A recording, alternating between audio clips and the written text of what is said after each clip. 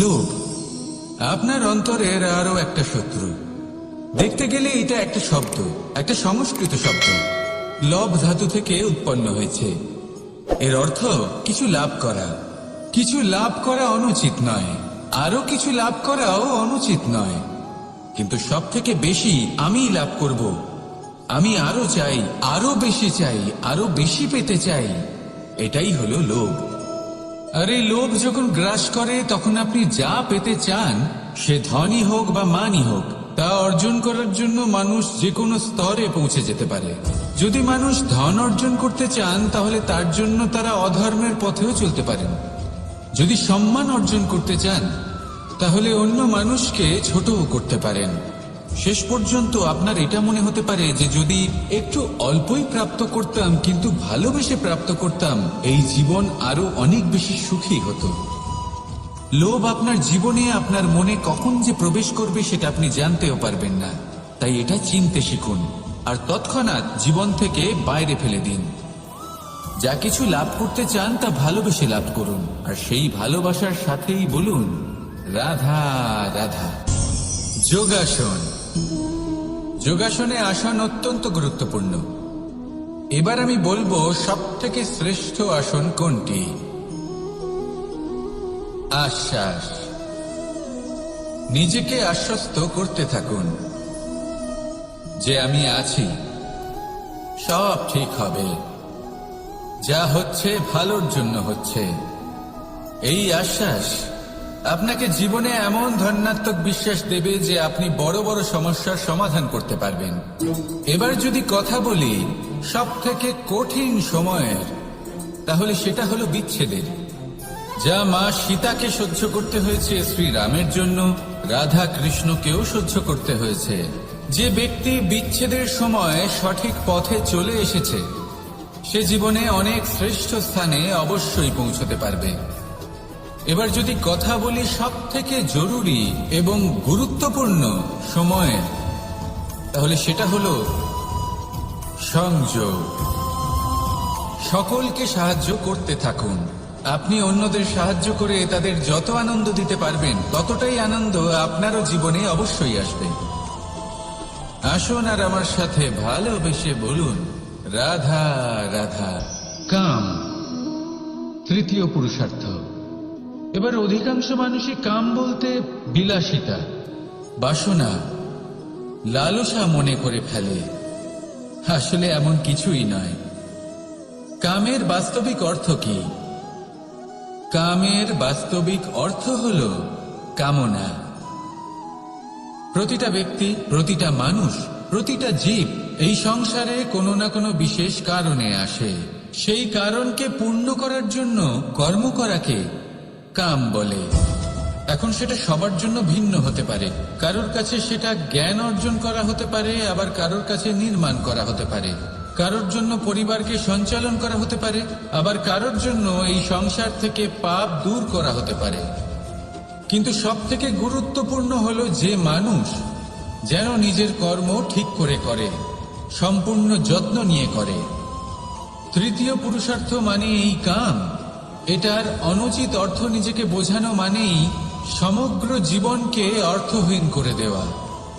তাই প্রেম দ্বারা আপনার এই সংসারে আসার কারণটাকে অনুসন্ধান করুন, আর এই প্রেমের সাথেই বলুন রাধা রাধা। ক্রোধ আপনার অন্তরের আরো একটা শত্রু। এই ক্রোধ আসলে কি? আপনার মনের এক ভাবনা, যা আপনার মনেই উৎপন্ন হয়। এই মন আত্মার সাথে যুক্ত থাকে। এখন একটা ভাবনা যা আত্মার সাথে যুক্ত থাকে তাকে অনুচিত কেন বলা হয় সেটা বোঝার চেষ্টা করুন। ক্রোধ কখনো কখনো জরুরি হয়, বিশেষ রূপে তখন যখন আপনি সঠিক পক্ষে দাঁড়িয়ে রয়েছেন এবং সামনের ব্যক্তি অধর্মের পক্ষে রয়েছেন আর বিনম্রভাবে মানছেন না। যেমন শ্রীরাম ক্রুদ্ধ হয়েছিলেন সাগরের ওপর। ওটা উচিত ছিল, আর তা ততক্ষণই উচিত যতক্ষণ আপনি ক্রোধকে নিয়ন্ত্রণ করছেন।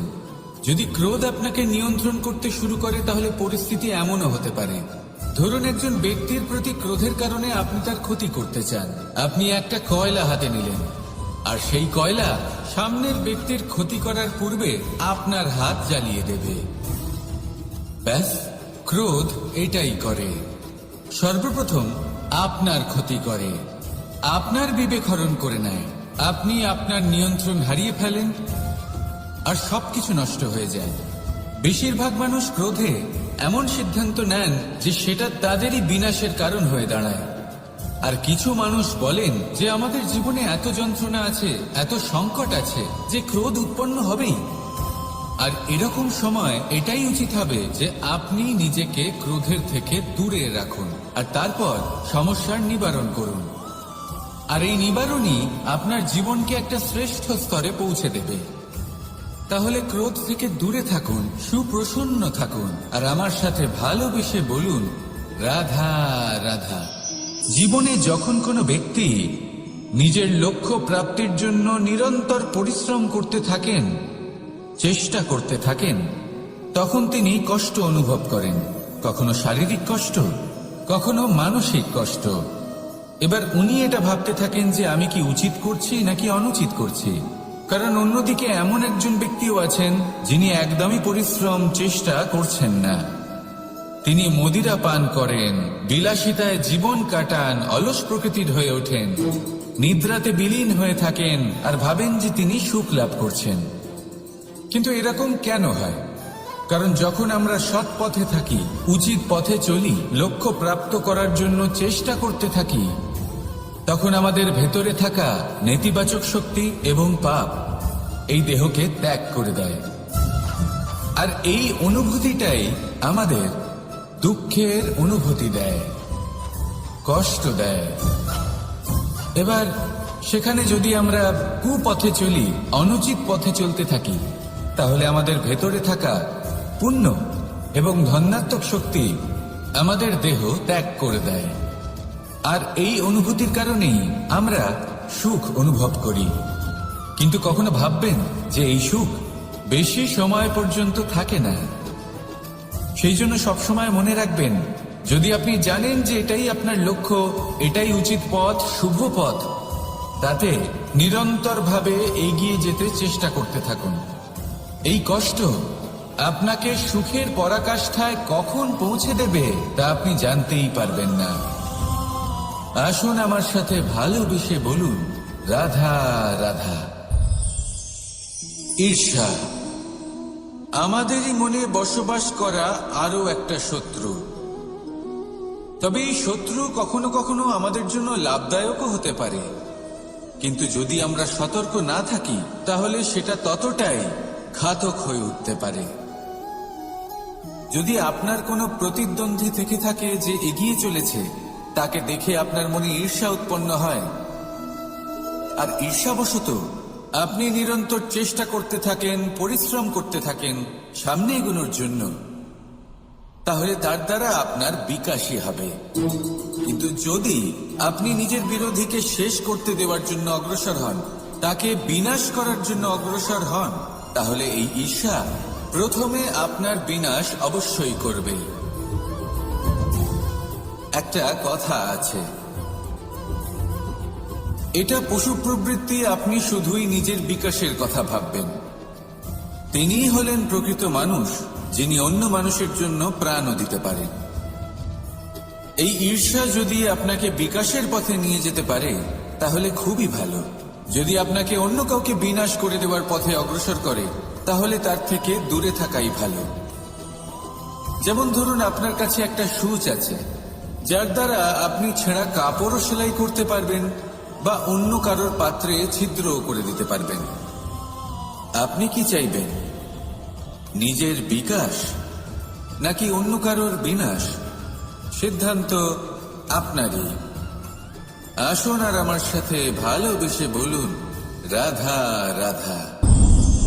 পঞ্চম তত্ত্ব, আকাশ, নব, ব্যোম। আসলে কোনো ভ্রম নাকি সত্য? ভ্রম তো হতে পারে না, কারণ ভ্রমের মধ্যে কেউ বাঁচতেই পারে না। আর যদি সত্য হয়, তাহলে এতটাই বিশাল যে আমাদের চোখের থেকে আমাদের ইন্দ্রিয়ের থেকে, আমাদের মস্তিষ্কের থেকে, আমাদের চিন্তা ভাবনার থেকেও অনেক ঊর্ধ্বে, যাকে আমরা বুঝতেই পারি না। এটা যতটাই বিশাল আকার ঠিক ততটাই সরল। এই আকাশ যতই অন্ধকারাচ্ছন্ন ততটাই আলোর প্রকাশ প্রদান করে থাকে। দেখতে গেলে এ হলো জীবনের সঞ্চালক, কিন্তু যদি ক্রুদ্ধ হয়ে যায় তাহলে প্রাণ কেড়ে নিতেও দ্বিধা বোধ করে না। এই আকাশ শুধুমাত্র পৃথিবী লোক নয়, বরং এই সমগ্র ব্রহ্মাণ্ডকে, এই সমগ্র সৃষ্টিকে, এর প্রত্যেকটা তারাকে, প্রত্যেকটা গ্রহকে একটা বিশেষ স্থান প্রদান করে। এর নিজের কোনোই অস্তিত্ব নেই, কিন্তু সকলকে অস্তিত্ব প্রদান করে। এটাই হলো এই আকাশের মাহাত্ম্য। এই আকাশে হলো মাহাত্ম্যের প্রতিরূপ, যা আমাদের ভাবনা দ্বারা উৎপন্ন হয়। আপনিও আকাশের মতো এই বোধকে আপন করে নিন। আপনার জীবনও আকাশের মতন মহান এবং বিশাল হয়ে উঠবে।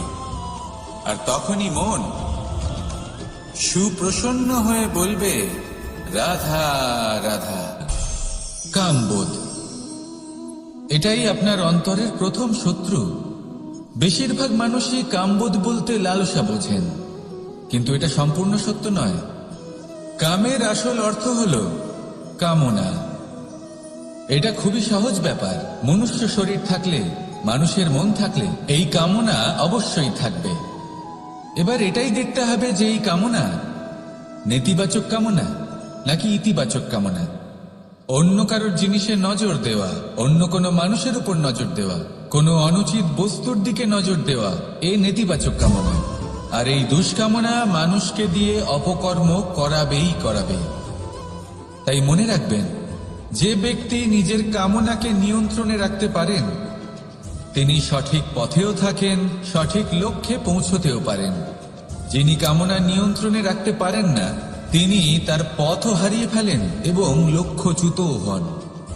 তাই মনে রাখবেন, নিজের কামনাগুলিকে নিয়ন্ত্রণে রাখুন। কাম নামক এই শত্রুর ওপর বিজয় লাভ করুন। আর আমার সাথে ভালোবেসে বলুন, রাধা রাধা। বায়ু পঞ্চতত্ত্বের মধ্যে তৃতীয় তত্ত্ব। কেউ একে সমীর বলে, আবার কেউ একে পবন বলে। প্রথম কথা হলো এটাই যে এই বায়ু আমাদের জীবন দান করে প্রতিদিন, প্রত্যেক মুহূর্তে। এই বায়ুর কারণেই আমরা নিঃশ্বাস নিতে পারি, জীবিত থাকতে পারি। এই বায়ুই হলো সেই যা সকল মেঘেদের একত্রিত করে একটি স্থানে আর বর্ষা ঘটায়। আর এই বর্ষার কারণেই এই ধরিত্রীতে অন্ন উৎপন্ন হয়। এই বায়ুকে দেখুন, কখনো এতটা সৌম্য যে আপনার কোনোই তফাৎ বোধ হয় না, আর কখনো কখনো এমন রূপ ধারণ করে ফেলে যে অনেক বড় বড় পর্বতের আকার পর্যন্ত বদলে ফেলে। এটাই হলো বায়ুর বিশেষত্ব। বায়ু শেখায় যে সময়ের সাথে সাথে বইতে থাকো, সকলকে জীবন দান করো, সকলকে সাহায্য করো, কিন্তু যখন বিপদ সামনে আসবে তখন দৃঢ় হয়ে সম্মুখীন হও। বাধা অনুযায়ী নিজেকে গড়ে নিতে হবে। আর কখন কতটা কঠোর হতে হবে আর কখন কতটা সৌম্য হতে হবে, এটা বায়ুকে দেখে শিখুন। আর আমার সাথে ভালোবেসে বলুন, রাধা রাধা। অগ্নি চতুর্থ তত্ত্ব, সব থেকে বেশি গুরুত্বপূর্ণ কিন্তু তার থেকেও বেশি ভয়াবহ। কখনো অগ্নিকে নিয়ন্ত্রিত রূপে উনুনে জ্বলতে দেখেছেন? এই অগ্নি আমাদের খাবার বানাতে সাহায্য করে, যা আমাদের শক্তি প্রদান করে। কিন্তু এই অগ্নি যখন বিচলিত হয়ে, অনিয়ন্ত্রিত হয়ে কোন বনের আগুন হয়ে ওঠে, তখন মহা বিনাশ ঘটে যায়। আপনারই অন্তরের ঊর্জা হলো এই অগ্নি। এটা আপনার শক্তিও, আপনার ক্রোধ। একে ব্যবহার কিভাবে করবেন তা আপনারই হাতে। যদি কোনো ব্যক্তি নিজের অন্তরের এই ঊর্জাকে ব্যবহার করেন শক্তির রূপে, তাহলে সে বিকাশ ঘটাতে পারে, নির্মাণ ঘটাতে পারে। কিন্তু যদি কোনো ব্যক্তি তার অন্তরের ঊর্জাকে বিধ্বংসী অস্ত্র বানিয়ে ফেলেন, তাহলে নিশ্চিত রূপে মহা বিনাশ ঘটতে পারে, যাতে বিনাশ তারও অবশ্যই হবে। অনেক বছর পূর্বে এমনই এক আগুনের দ্বারা এই সুন্দর পৃথিবীর নির্মাণ হয়েছিল, আর অনেক বছর পূর্বে এমন এক আগুনেই সমস্ত জীব এবং সংসার বিলুপ্ত হয়ে গেছিল। এবার আপনি আপনার অন্তরের ঊর্জা দ্বারা বিনাশ ঘটাতে চান নাকি নির্মাণ ঘটাতে চান, সেই সিদ্ধান্ত আপনারই। আসুন আমার সাথে ভালোবেসে বলুন, রাধা রাধা। জীবনে যদি আপনি বন্ধু লাভ করতে চান, তাহলে আপনাকে অনেকগুলো কাজ করতে হবে। প্রথমে একজন যোগ্য পাত্র সন্ধান করতে হবে, তারপর তার সাথে সময় কাটাতে হবে, সুখ দুঃখে তার সাথে থাকতে হবে, তবে গিয়ে সে বন্ধু হবে। কিন্তু যদি আপনি শত্রু খুঁজতে চান, তাহলে কোথাও যাওয়ার দরকার নেই, কারণ আপনার সব থেকে বড় শত্রু আর কোথাও নেই, আপনারই মনের মধ্যে, আপনার চেতনায় রয়েছে। ক্রোধ, মোহ, লোভ, কাম, মদ, মাৎসর্য, এ এমন 6 সব থেকে বড় শত্রু, যা আপনার আগামী 7 জন্ম নষ্ট করে দিতে পারে, যদি আপনি এদের না সামলাতে পারেন। এবার এদের সাথে যদি যুদ্ধ করতে হয়, তাহলে একটা মহাভারতের মতো দেখুন, যেখানে অর্জুনও আপনি আর কৃষ্ণ সেই আপনি। কারণ এই যুদ্ধ আর অন্য কারোর সাথে নয়, বরং নিজের সাথে। এগুলো অন্তর মনের যুদ্ধ, আর এটা জয় করা যেতে পারে নিয়ন্ত্রণ এবং অনবরত চেষ্টার দ্বারা। তাই এটাই করুন, এই 6 শত্রুকে পরাজিত করুন এবং আমার সাথে ভালোবেসে বলুন, রাধা রাধা। বিষ এবং অমৃত, এর ভিত্তিতেই সংসার চক্র চলতে থাকে। যখন সমুদ্র মন্থন হয়েছিল, তখন এই 2 প্রাপ্ত হয়েছিল। প্রথমে বিষ পাওয়া গেল, তারপর অমৃত। জীবন মন্থন করলেও এগুলো লাভ করা যায়। এবার এই যে বিষ, তা হলো অমৃতের থেকে অনেক বেশি শক্তিশালী এবং সেই জন্যই অনেক বেশি ঘাতকও। এবার বোঝার চেষ্টা করি এই বিষ আসলে কি। যে কোনো বস্তু বা কোনো ভাব যদি মাত্রার থেকে বেশি পরিমাণে আপনার কাছে থাকে, প্রয়োজনের থেকে বেশি আপনার কাছে থাকে, তাহলে সেটা আপনার কাছে বিষ সমান হতে পারে। তা সে ধন হোক, শক্তি হোক, সম্মান হোক, ইত্যাদি ইত্যাদি। যদি আপনার কাছে এমন কিছু থেকে থাকে যা মাত্রার থেকে বেশি পরিমাণে আপনার কাছে আছে, তাহলে তাকে ভাগ করতে শিখুন। যদি আপনি ভাগ করতে শিখে যান, তাহলে এই বিষই আপনার জন্য অমৃতে পরিণত হবে, আর তাদের কাছেও অমৃত সমান হয়ে উঠবে যাদের এই সাহায্যের প্রয়োজন। তাহলে ভাগ করে নিতে শিখুন, আর আমার সাথে ভালোবেসে বলুন, রাধা রাধা। বেশিরভাগ মানুষই এই কথা জানেন যে আমাদের শরীর 5টি তত্ত্ব দ্বারা নির্মিত, যাকে আমরা পঞ্চতত্ত্ব বলি: জল, অগ্নি, বায়ু, ধরিত্রী এবং আকাশ। এবার এই কথা আমরা সকলে জানি, কিন্তু এগুলোর সাথে কিছু গুণ জড়িয়ে রয়েছে যেগুলো আমরা দেখতে পাই না। যদি এই গুণগুলি আমরা আত্মসাৎ করতে শিখে যাই, তাহলে সাক্ষাৎ পরমেশ্বরের দর্শন আমরা পেতে পারি। যদি কথা বলি প্রথম তত্ত্বের, জলের কথা, জল যা প্রত্যেক জ্বলনকে শীতলতা প্রদান করে। এই জলকে দেখুন, যা শুধু প্রবাহিত হতে জানে, থামতে জানে না। জল পাথরের সাথে সংঘর্ষ করতে জানে, যার পথে অনেক বাধা আসে, কিন্তু সে প্রবাহিত হতে থাকে। নিরাকার হলো এই জল, যে কোনো পাত্রেই রাখুন না কেন, তার আকার ধারণ করে নেবে। এটাই হলো এর বিশেষত্ব, এবং এটাই হলো আমাদের শিক্ষা। কিভাবে প্রবাহমান থাকতে হবে, কিভাবে আমাদের থামলে চলবে না, তাতে আমাদের পথের মধ্যে যতই যেরকমই সমস্যা আসুক না কেন, আমাদের এই জলের মতোই নিরাকার হয়ে যে কোনো পরিস্থিতিতেই প্রবাহমান থাকতে হবে। এই শিক্ষাই জলের থেকে লাভ করুন, আর আমার সাথে ভালোবেসে বলুন, রাধা রাধা। মন, জীবনে যখনই কোনো বস্তু বা সুখ স্বাচ্ছন্দ্য অধিক মাত্রায় আপনার কাছে চলে আসে, তখন নিজেকে শ্রেষ্ঠ মনে করার একটা প্রবণতা দেখা যায়।